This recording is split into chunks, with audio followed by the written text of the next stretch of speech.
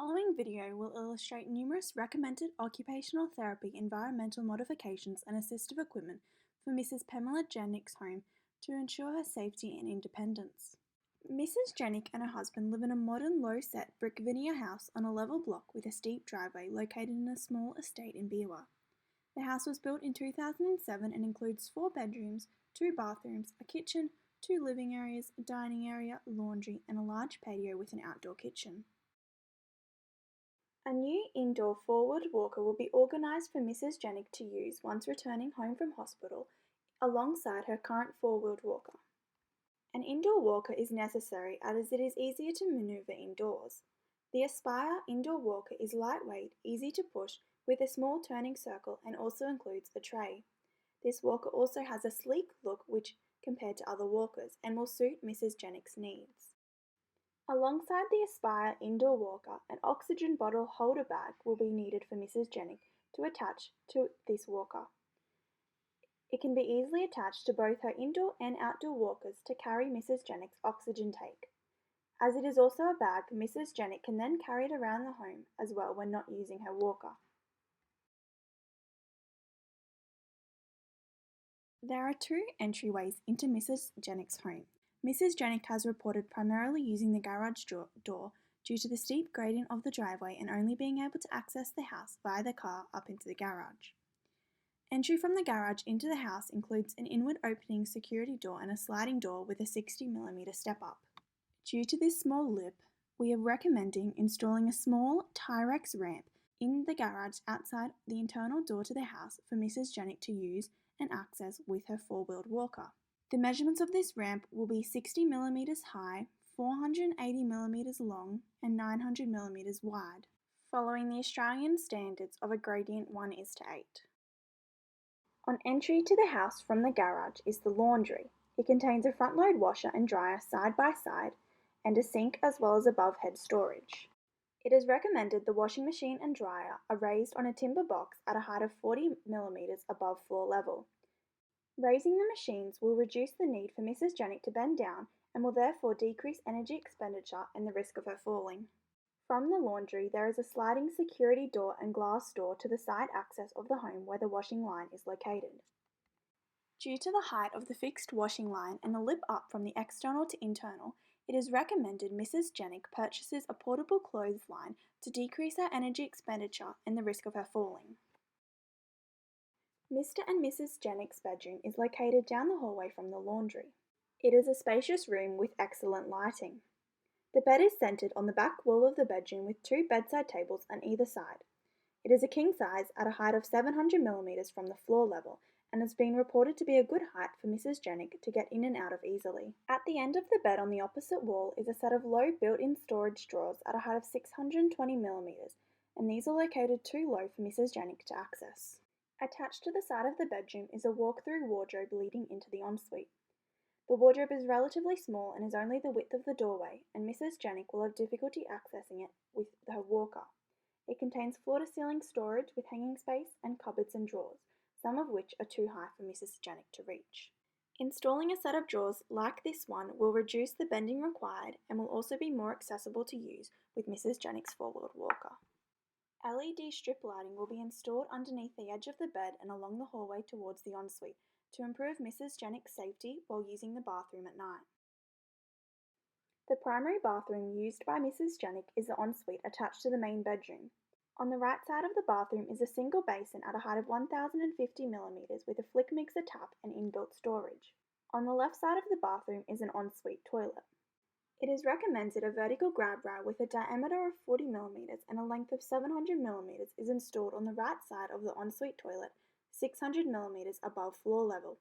This will assist Mrs. Jenick to access the toilet safely and reduce the amount of energy required to stand up from the toilet. This grab rail is in accordance with the Australian standards, and a referral will be made to a home modifications occupational therapist. At the end of the ensuite is a large double shower with an outward opening glass shower door at a width of 630mm and a lip of 100mm. The length of the shower is 2100mm with a width of 1200mm. There is a shower head and twist-style taps at either end of the shower. A folding shower seat has been recommended for the ensuite at a height of 460mm. This is to decrease her energy expenditure and falls risk while showering. A horizontal grab rail with a diameter of 40 mm will be installed on the left tap wall of the ensuite shower 800 mm above the floor level. This will reduce her risk of falls and will stabilise Mrs. Jenick when sitting down and standing up from the shower seat. These shower modifications have again been made in accordance to the Australian standards, and a referral will be made to a home modifications occupational therapist. A detachable shower head and lever-style taps have been recommended as modifications in the bathroom. A detachable shower head is needed for Mrs. Jenick to use while sitting on the folding shower seat.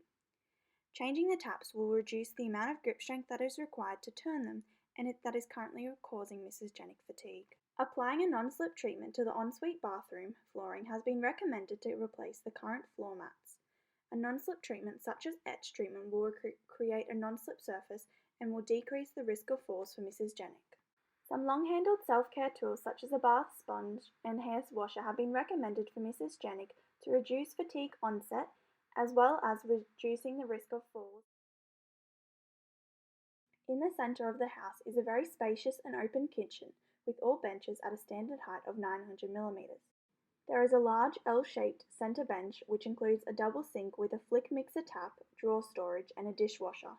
It has been recommended that Mrs. Jenick's kitchen cupboards and drawers are reorganised to ensure frequently used items are located in the top drawer at hip height for easy access, to reduce Mrs. Jenick's need to bend down and access the lower drawers and therefore decrease the risk of falls and preventing the onset of fatigue. On the bench at the back is a large gas-electric stove with range hood and cooking utensils in drawers on either side.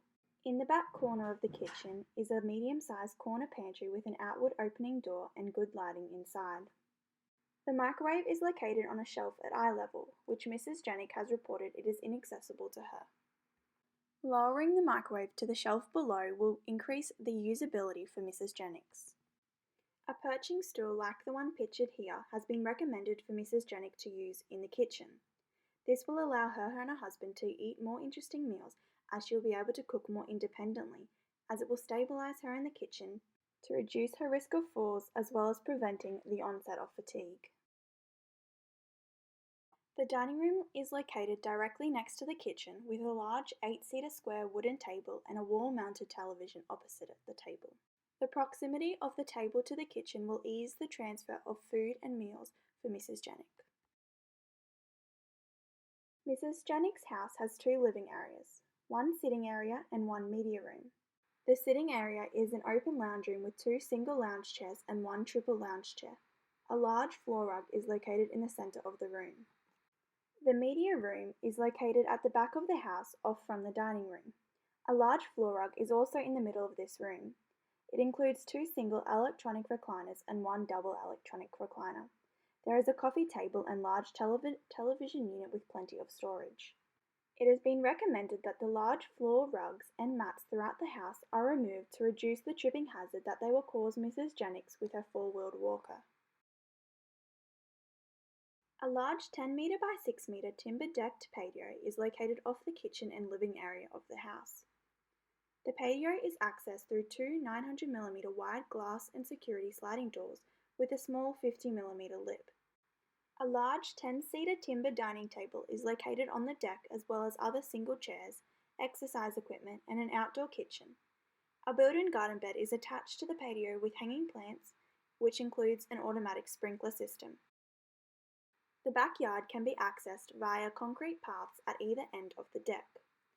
The backyard is flat with a raised built-in garden bed and vegetable garden at a height of 800mm. It has been suggested that Mr. and Mrs. Jenick employ a cleaner and gardener to visit the house and clean and take care of the garden once a fortnight. Employing this house maintenance will remove the stress of home care from Mr. Jenick and the children, as Mrs. Jenick is currently unable to take care of the house due to her high levels of fatigue. Some other recommendations for Mrs. Jenick includes being supported to connect with local community, leisure groups and transport services. These will encourage Mrs. Jenick to leave the house more and engage in leisure activities that she may enjoy. Transport services such as Comlink can enable Mrs. Jenick to leave her house independently without her husband or family members in a safe way. It has also been recommended that Mr. and Mrs. Jenick receive HelloFresh deliveries alongside their current light and easy meals. HelloFresh deliveries will provide them with a greater variety of meal options compared to Light and Easy. They will be required to cook the meals, however, with the kitchen recommendations previously recommended, Mrs. Jenick should be capable of doing this. Finally, Mrs. Jenick and her family will be provided with written information from the Lung Foundation about COPD and the methods of managing it at home. This will enhance Mrs. Jenick's understanding of her condition as well as her family's understanding. Furthermore, they will be provided with information about available respite care options for Mrs. Jenick. This will provide Mr. Jenick and other family members with a break from caring for Mrs. Jenick full time. Options are available for a few hours to days and weeks.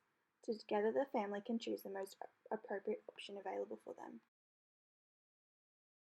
A follow-up home visit in 2 weeks will be required for Mrs. Jenick to assess her mobility using the FROP-COM assessment tool and develop a falls prevention plan with the family. The follow-up visit will also be beneficial to check in with the equipment provided to Mrs. Jenick and the home modifications that have been made.